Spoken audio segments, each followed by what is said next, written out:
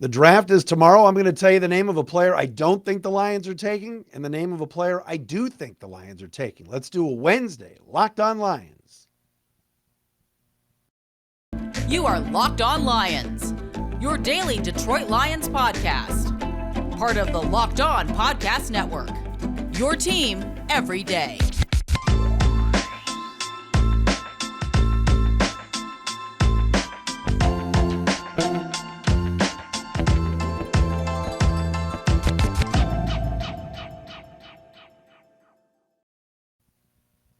Here we go, everybody. It's a Wednesday edition of Locked On Lions on the Locked On Podcast Network, your team every day. Matt Dery with you on a Wednesday, April 26th, and a Thursday, April 27th. I've done so much talking, so much screaming the last few days. My voice is cracked. It's shot. Who cares? Let's talk Lions football and the draft tomorrow night. So excited. Thanks for making this your first listen. Thanks for watching on YouTube, subscribing to the YouTube channel, and watching for free. And the everydayers that are out there. Thanks to all of you for checking us out. Locked On Lions. Coming up on the show today, I got two names I'm going to throw out there. I got a name I don't think the Lions are taking. I got a name of a player I do think the Lions at some point in this draft they are going to take. We'll get to that coming up momentarily. Also, defensive line. Why I think that's where Brad Holmes is leaning in this draft again. I'll explain. Aaron Rodgers met the media in New York. One of the dumbest answers I've ever heard of a question asked of an athlete. I'll share that with you today.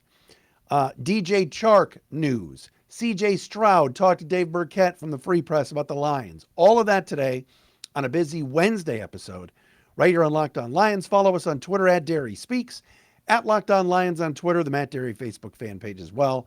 And again, hello to all of you watching on the Locked On Lions YouTube channel. All right, here we go.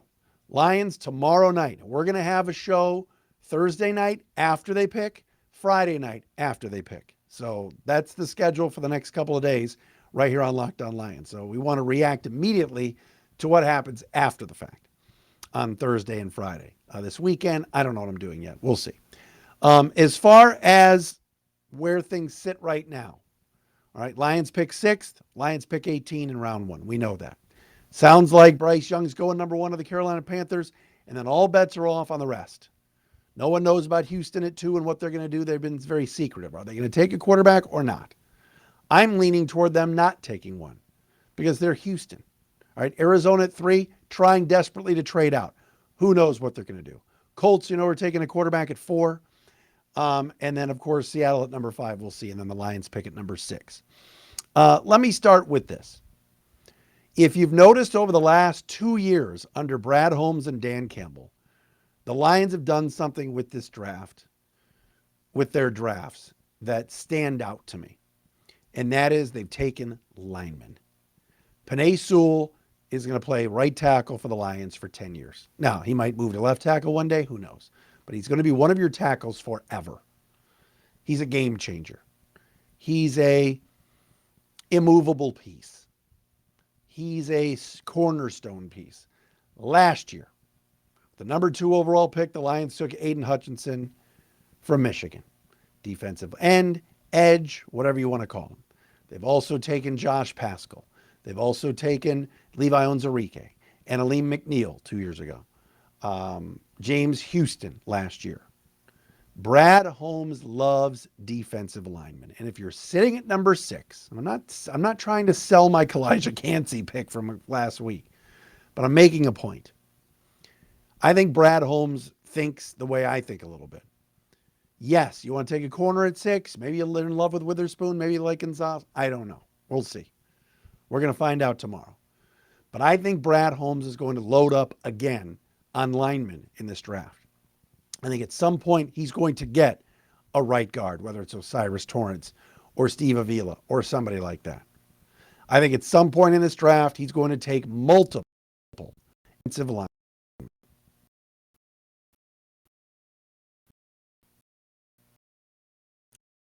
All right.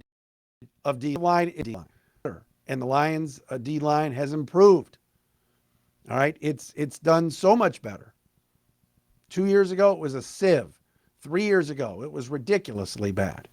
All right. Do you remember the Halloween game in Dan Campbell's first year when the Eagles ran for like 400 yards? All right. The Lions were weak up front. Getting better with guys like Aleem McNeil and Isaiah Buggs and Kaminsky and Pascal. Onzarike if he's healthy. They've got Aiden Hutchinson. They've got James Houston. They've got the Okwara brothers. There's a lot of pieces. Charles Harris. But I think Brad Holmes wants to do better. And I think at some point in this draft, there's going to be multiple defensive linemen taken. And that's how you win. You win up front. We could sit there at 6 and talk about cornerbacks and really good cover guys. And boy, Witherspoon's physical. Fine. All right. We could sit there and go, oh man, why don't they take Bijan Robinson? You're not taking a running back at 6. I think Brad Holmes is going to stick to the script. I think he looks at what the San Francisco 49ers do, what the Philadelphia Eagles do. Philadelphia Eagles last year got Jordan Davis, and he didn't play all that much, but he's going to play a ton this year.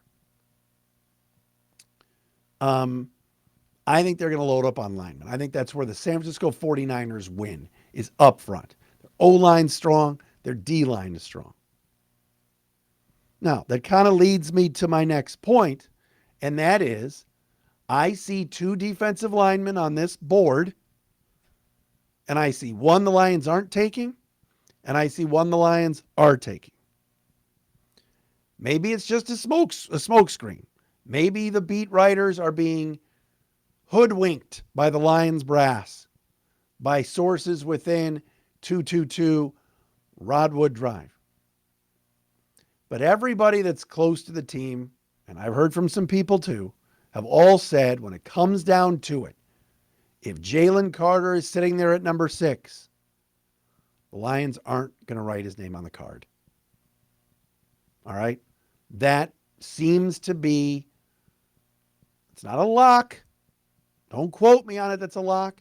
But it seems to be where it's swaying right now. Is Jalen Carter a really good football player? Yes, he is. Does Jalen Carter fit in need? Would he look great next to Aleem McNeil or next to Buggs or next to Kaminsky or Pascal, whatever? Yes. He's a game wrecker at the interior of that defensive line. Amen, he is. But does he fit what the Lions are trying to do? Does he fit the culture? Is he a football? Is it football culture? All of these things. I just don't see it. I don't think the Lions are taking him. I could be wrong. They could be putting up the greatest smoke screen ever. If they do take him, I'm for it. Because I think Dan Campbell can fix him. I think he can be on the straight and narrow here. I would applaud it. I don't see it. Who do I think the Lions are going to draft? I don't know when this is going to be. Could be Friday, could be Saturday. Most likely Friday. Keanu Benton from Wisconsin. I want you to remember that name. Interior defensive lineman, 6'4", 315. Lions spoke to him at the Senior Bowl. Lions spoke to him at the Combine. Lions spoke to him in Allen Park. Keanu Benton seems to check all the Lions' boxes. All of them. Size, speed, gets off the ball well, good guy. Interior D lineman, position of need, loves football. Just remember the name Keanu Benton. I think he's a fit for Detroit. I think you could get him at 48. You could get him at 55. Maybe even a little bit later. I don't know. But I think one of those 2 picks could be him. We will see. Coming up next, I've got news on CJ Stroud, Aaron Rodgers, DJ Chark. We will do all of that next, right here on Locked on Lions. It's great to be with you on a Wednesday. I cannot wait. This is our last show before the draft. Last show before the draft. Appreciate all of you watching, listening, doing all of that. What about our friends at Built Bar? Looking for a delicious treat? Don't want all the fat and calories, and you got to try a Built Bar. They're so good. They're so tasty. They're the best protein bars on the market, period. And they're delicious, and they're healthy. We're talking 130 calories, 4 grams of sugar, and a whopping 17 grams of protein. If you're like me, trying to work out, lose some weight, feel good about your body, need that protein every day. I have a Built Bar in the morning. Usually maybe sometimes at night I'm getting that sugar craving. I have myself a cookies and cream Built Bar. I even had the candy cane brownie Built Bar from Christmas the other day. Fantastic. What makes them so good? Well, for starters, they're all covered in 100% real chocolate. That's right, real chocolate. And they're good for you. Great flavors. I love the cookies and cream. Peanut butter brownie is good. They got the marshmallow puffs as well. They got these new peanut butter puffs that are out. Go to built.com and check it out. Or you can go to Walmart. They've got them there. And Sam's Club. Go to built.com. Put the promo code LOCKED15 in for 15% off your first order. It is Built Bar.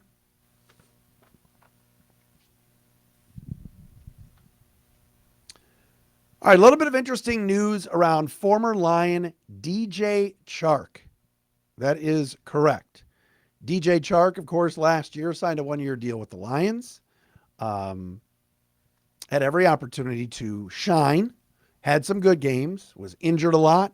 Coming back from some ankle surgery.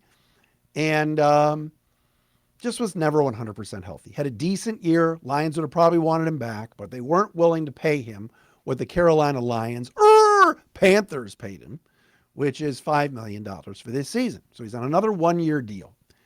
DJ Chark told the Carolina Panthers website, or maybe it was the Charlotte Observer, one of the two, that he had to undergo ankle surgery again a few weeks ago, but that he'll be 100% ready for training camp. And he complained that throughout the year, going back to week 3 against Minnesota, he was having pain in his ankle. So while we sat here and went, why did the Lions just bring DJ Chark back? And why did he agree to a one-year deal somewhere else? Great culture fit, wanted to stay. He was on the Amon-Ra St. Brown and the St. Brown Brothers podcast and said he would have loved to come back. But it turns out he's kind of damaged goods.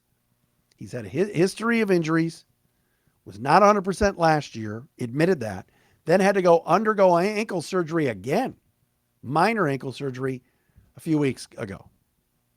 So I think that's one of the big reasons why he's not here. And again, now the Lions are going to need a wide receiver. I don't know if it's going to be a veteran or if they draft somebody. I think they'll probably draft somebody because Jamison Williams is going to be out the first 6 weeks due to gambling, and Quintez Cephas' career, because of betting on football with the Lions, is now done. But some interesting news today on DJ Chark.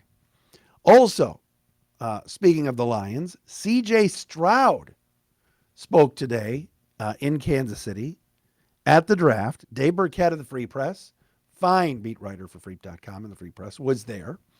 And CJ Stroud talked a little bit about his trip to Detroit. He said he loved it. He called Ben Johnson a genius. And he said he had very good conversations with the Lions and believes that he is in play at number 6.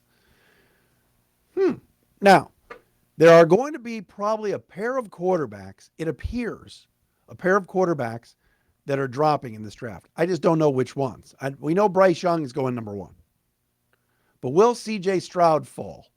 Is it Will Levis that gets elevated? He's the betting favorite at number 2. What will happen with Anthony Richardson? Could he drop out of the top 10? Could Tennessee sit there and wait at 11 and get Anthony Richardson?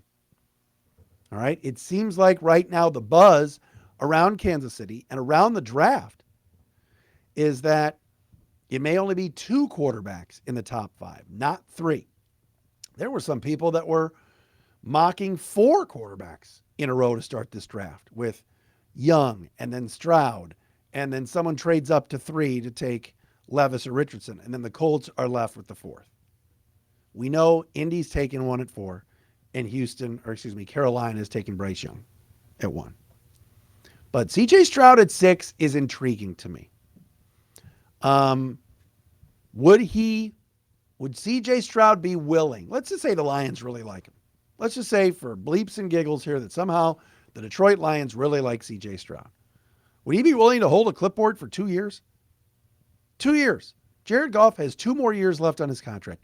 Jared Goff isn't going anywhere for 2 years. Jared Goff is a winner. In the NFC, Jared Goff's a top 3 quarterback, maybe top 5, top 3. Jalen Hurts, Dak Prescott, Matthew Stafford when healthy is better than Jared Goff. But that's not all. Goff's right up there with Kirk Cousins and anybody else. It's right up there with Prescott. Some people are just saying Daniel Jones is better than Jared Goff. Wrong. Geno Smith? No. I think Goff's better. So with CJ Stroud, why would the Lions draft him at 6? I don't think it's happening, but I'm just saying Stroud talked about Detroit today in a very positive way. Stroud needs to play. Anthony Richardson's the one that I think needs to hold a clipboard for a year and really sit there and wait like Patrick Mahomes did. Mahomes wasn't ready yet. That 1 year of not playing and watching Alex Smith was huge for Mahomes. And now he's arguably the best quarterback in the league. So we'll see what happens. But interesting comment. CJ Stroud really liked his visit to Detroit. I don't think the Lions are drafting him, but Brad Holmes has thrown us some curveballs before. That's for sure. All right, coming up next, Aaron Rodgers is just the worst. He is. He's the worst. I'll tell you why next. Locked On Lions, brought to you by BetterHelp. All right? Getting to know yourself can be a lifelong process, especially because we're always growing and changing. Maybe you want to talk to somebody. Maybe you want to use therapy to help you. Getting help and talking to folks, new licensed therapists, is a good thing. BetterHelp connects you with a licensed therapist who can take you on that journey of self-discovery from wherever you are. All right? If you're thinking of starting up therapy, give BetterHelp a try. It's entirely online, designed to be convenient, flexible, and suited to your schedule, which is great. So you fill out a brief questionnaire to get matched up with somebody, a licensed therapist. You switch therapists anytime for no additional charge, and it's all done online. So no face-to-face, no worrying about driving somewhere. If you're working from home and you need to do it during the day, you could talk to your therapist at betterhelp.com/lockedon and talk to them online. Discover your potential with BetterHelp. Visit betterhelp.com/lockedon today to get 10% off your first month. That's BetterHelp, HELP.com/lockedon.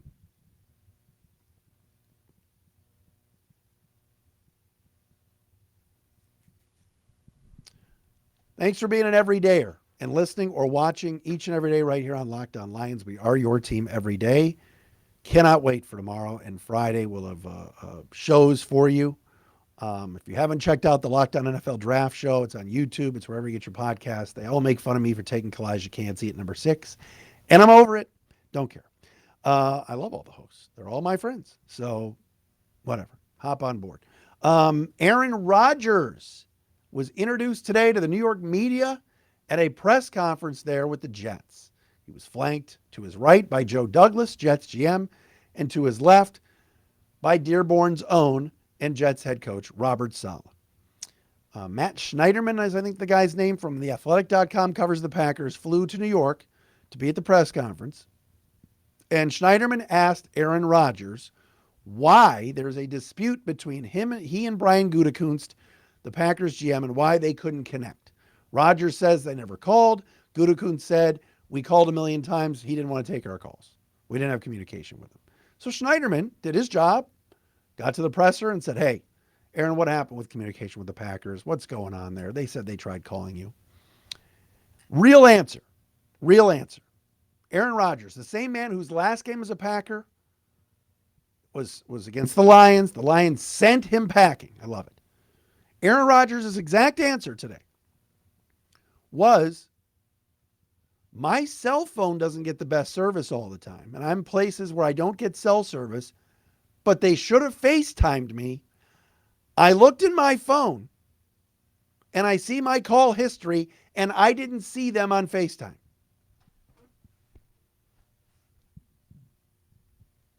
That's a real answer. That was a real answer to a question today at his press conference. My cell service isn't good enough sometimes, but you can always FaceTime. Aaron Rodgers is blaming his phone and the Packers for not getting a hold of him. They should have FaceTimed. Anybody else on the phone, but face if I'm on.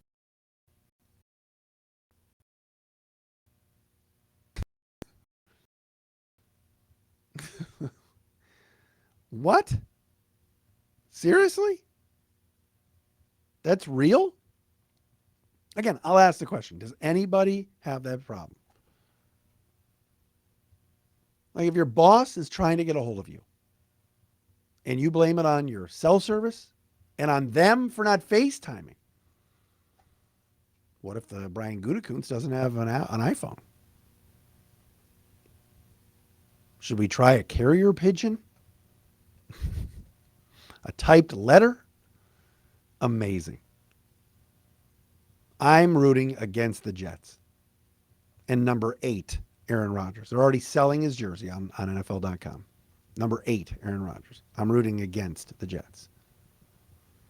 Jets have the longest playoff drought of any professional sports team. I hope Aaron Rodgers loses. I can't root for Jordan Love and the Packers because I don't like the Packers, and we Lions fans here. But there's a part of me that hopes Jordan Love's pretty good. Amazing. All right, thanks for checking us out. We're back again tomorrow night right here on Locked On Lions.